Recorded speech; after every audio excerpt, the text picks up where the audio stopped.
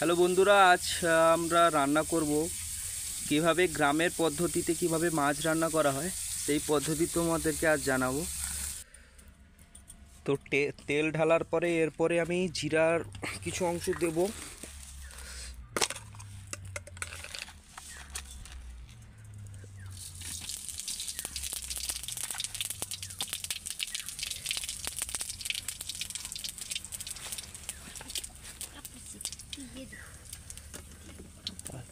পেঁয়াজ,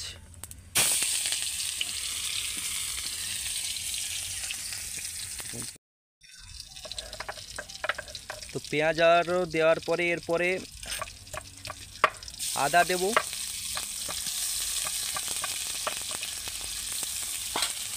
আদা দিয়ে ভালোভাবে এটাকে নাড়িয়ে নেব। তারপরে টমেটো কুচিগুলোকে কড়াইয়ের মধ্যে দিয়ে দেবো।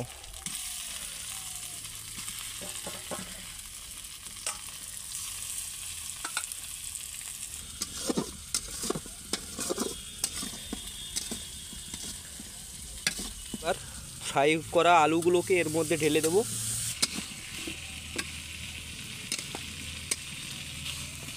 মধ্যে এবারে ধনেপাতা কুচিগুলো এবারে দিয়ে দেবো।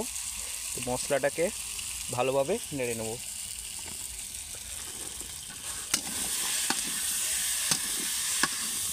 জল দিয়ে দেবো পরিমাণ মতো।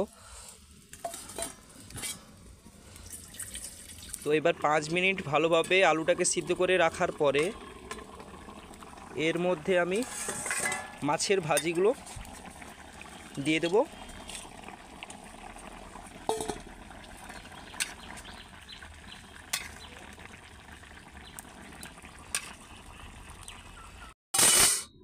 তো 5 মিনিট ভালোভাবে সিদ্ধ করে রাখার পরে ঢাকনাটাকে খুলে দেব, দিয়ে মাছের তরকারিটাকে এবার নামিয়ে নেব।